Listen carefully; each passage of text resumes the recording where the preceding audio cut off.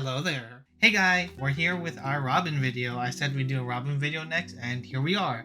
Robin hasn't been getting that much support, I'll be honest, and the OP11 support she got isn't that good. It's really on one card, and that card's not that good. Let's be honest. Good thing that's new star deck came out. It's pretty busted for black purple Luffy. But you know what? Not a lot of people are thinking about Robin. I'm always thinking about Robin. Anyways, honestly, like in my opinion, that's the only card in the deck, in the star deck that you use in the Robin deck. It's really good. And what I like about it the most, you don't need to play the top end anymore just because you're already hitting big with your board and Robin already. And also, like, you don't need to hit all that high because your Robin becomes a 7k in the later turns. I'll explain the tech with the 6 cost Luffy in the star deck. So what we're going to do is, like the other videos, we're going to break down the deck. I'm going to build it with you guys and explain basically what all the cards do. Because it is a little different. It's a mix of EBO2 and the star deck Luffy. This is actually going to be like a mix of my EBO2 OP11 star deck Robin deck. I had a different deck before. I'll show you here right now. Bang. We're not building this one, but you're free to build this one. It's a really good deck. I like this one. However, we're going to be building a different one. This is the one with the star deck cards. So let's get right to it. Okay, so here we are. We're on cardkazaku.com, deck builder. I found this website. I think it's a lot better than me just actually showing you the cards on camera because my camera doesn't focus all that well. But yeah, let's build the deck off here. I kind of want to go over the actual engine we're going to be running, and it's going to be the Straw Hat engine. I know that there is the Law Searcher, but we're not running that. We're actually running this. The reason I understand it's a 3 cost. Sorry, it's not a 3 cost. It's a top 3 searcher, which isn't all that good, but it is a trigger card. It's a 1 cost. So it is, you can discard it for leader effect, and it's just an overall good card in case you get off the trigger. And it's also a really good turn 1 play as well. We're going to be running 3 of these Sanjis. This is a very good Sanji. I think I explained this before in a previous Robin video. You're almost always going to be at 2 life, so this card will almost always be active. And it's also a solid 5 cost play in my opinion. We're also running Gum Giant at 3. I know some people say 4. I personally like running at 3, but at that point it's your choice. You can mess around the ratios as you want. We're also running 3 Robin. I know this is sort of like a staple in the deck, but at the same time, you're realistically only going to use her once. So I don't want to run as much because I could run much more tech in the deck. At the same time, it is a card you could trash for leader effect, so there it's pretty good. We're also running 2 of these 2 cost blocker Robins. It's just a good chump blocker to use in general. We're also going to be running a playset of these Onamis. I'll explain this card a little later. I kind of took it out for a bit, but I have her back in for a certain reason. She's really good with the 6 costs from EBO2. However, we're only running 2 of them. If you could tag Onami onto Luffy, and they could just do like a double, it's technically a double attack Banish, that's pretty good. In the EVO2 deck list that I think I showed at the beginning, I'm running 3 or 4. We're only negging it down to 2, just because of the new card that we're playing. I'll explain that one a little later. We're also running 2 Sanji Puddings. I used to have this at 4. I'm not a fan of 4, it's too bricky in hand. I'd rather have, 2 blockers with counter. This is very good to play on your 6-7 Dawn turn, in my opinion, because it sets you up for Luffy, your Luffy turns essentially. We're also running this 2 cost Frankie. This one's pretty much a staple on the deck.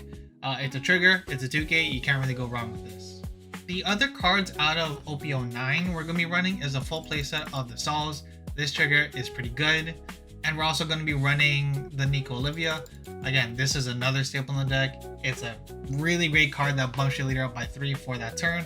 Or honestly, if you hit the Robin off of life, you could actually play this off of the trigger to boost your leader by 3k for that turn they're actually attacking. So it's a fun little defense option if you need it at endgame.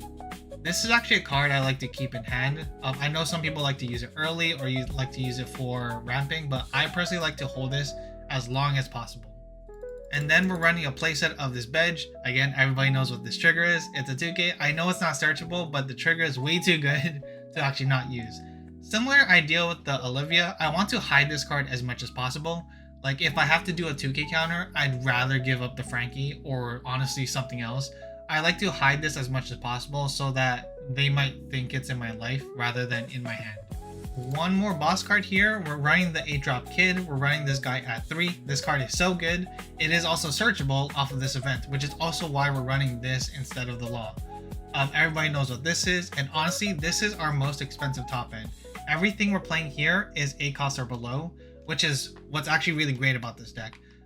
You're not really going to 9 Dawn. You don't need to rush there. So realistically, you're only ramping once because your top end is 8. Yes, you're trying to get to 10 Dawn as fast as possible, but you really can't do that unless you hit a hyper ramp that I'm going to explain a little later. But realistically, your highest cost character is this 8 cost Kid. So really, you just need ramp once, whether it be your turn, your first curve or second curve. You're gonna get to 8 on the same turn. So you only need to ramp once, which is why we're playing this 8 cost Kid. It's a really good value play, and also it's also another target that they could swing into. So it acts like a pseudo shield, and it lets you cycle at the end of each turn. Okay, now we're getting to the weird tech. We're running God Thread. Personally, I want to run this at 3. Because this card is so good. I know a lot of blue purple Luffy's, and I know Robin players are also starting to play this card because it's just such a good card. First of all, it's a trigger card, so we could trash it for leader effect. But what is so much better about it is that it KOs a 5 cost or less. Right, so your turn 3, you're KOing a 5 cost or less, which is essentially what Nami does, but you're also ramping 1 Dawn. So instead of trashing a card, you're KOing something on their board, and then you're getting a Dawn back. So if you didn't ramp the first turn, remember how I said that you only need to ramp once? You could just ramp this turn with the God Thread card. Also, the trigger is pretty nutty if you hit it off of life. Just take 1 Dawn and set it as active. That's pretty good, especially with our game plan to get to 10 as fast as possible. And that's what I mean about the ramp. You only need to ramp once because you're not going to get to 8 Dawn faster than turn 4. The only situation you'll be in is if you ramp twice and play this card. That's what I mean by the hyper ramp. So on your turn 2, you swing 8k, you ramp, so you're at 4 Dawn. Then your next turn, you'll be at 6 Dawn, so you can play God Thread, which bumps you up to 7. And then you do another trash to ramp up to 10 Dawn, or sorry, to 8 Dawn, which puts you at 10 Dawn the next turn. So really, you can either hyper ramp if you need to. You don't need to do that all the time, and I'll explain that a little later. You know, this card does the ramping for you without you having to trash a card. So that keeps your hand nice and healthy for the mid-game, late-game defense. We're also playing this event card. This is an awesome card. The trigger is kind of nutty, but then it's also a trigger, so you can trash it off of leader effect. I do that most of the time anyways. But, you know, just in case you hit this at 0 life cards, you get an extra life. So hey, it's pretty good. Also, what you might notice is that we're running a shit ton of bricks already. So this is actually going to be your sort of safeguard for breaking out. Okay, and time for our main card of the deck. It's this fucking card. This card is busted because it bumps your leader up to 7k for 1 whole turn. So at the end of your opponent's turn, until the end of your opponent's turn, you'll be at 7k. So that's incredibly hard to swing into, like with blue purple Luffy as well. I'm not saying that this deck beats blue purple Luffy, but it makes you much taller to stand up to that late game aggression.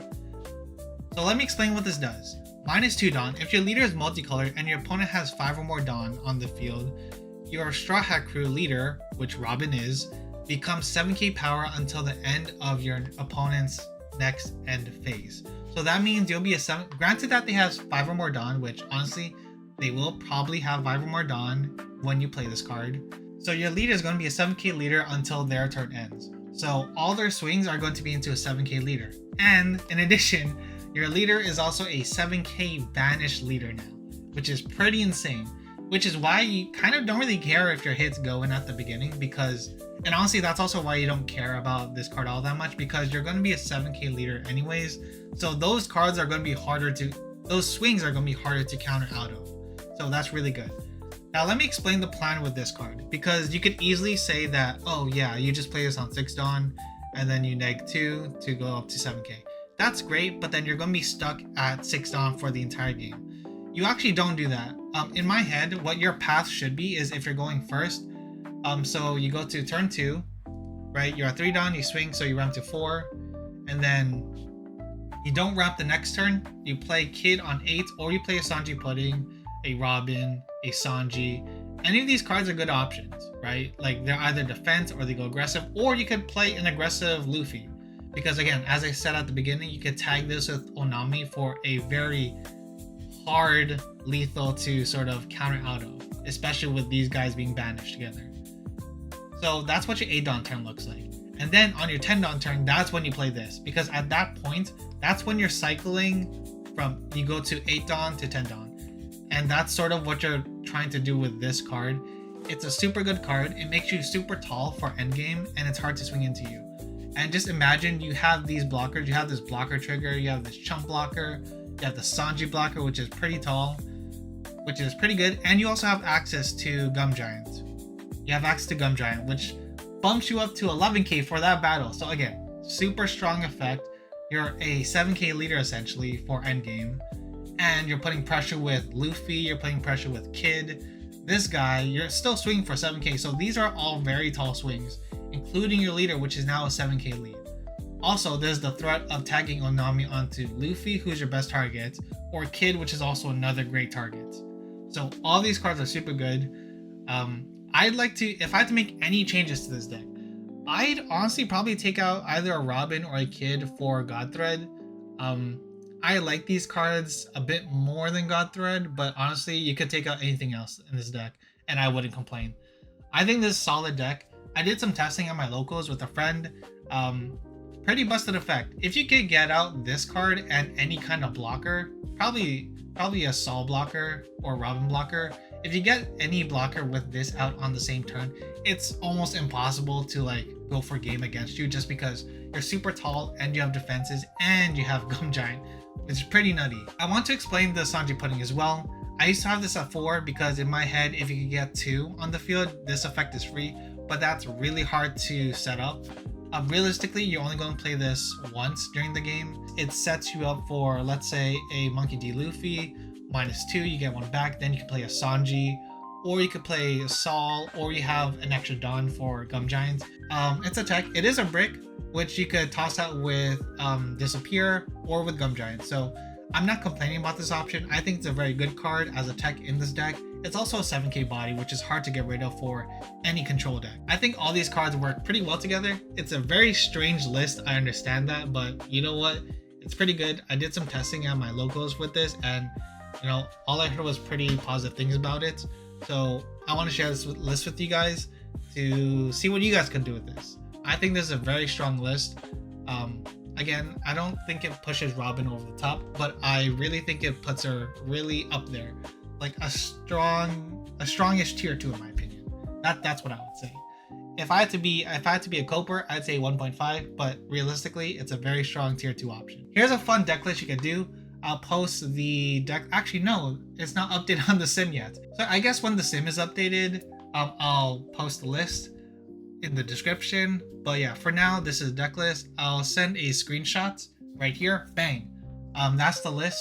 Have fun with it. Have fun with it. This card changes so much about this deck. It makes you much taller, much more harder to go for lethal at the end game, because 7k leader in general is just hard to counter out of. So I really want you guys to give this a list a try. Tell me your thoughts on it. Tell me your thoughts in the comments below. And if you like this list, leave a like. And yeah, that's pretty much it. I have a Nami video coming up. I know everybody's playing the Wano Nami, but I got something nice. I told some people on my locals about it, and I'm super excited. The only issue is you won't be able to play this deck list for a while, but you know what? I'm still going to share it. I think it's super spicy, and I hope you guys are there too to see the video as well. So leave a subscribe. And I'll see you guys next time. Bye.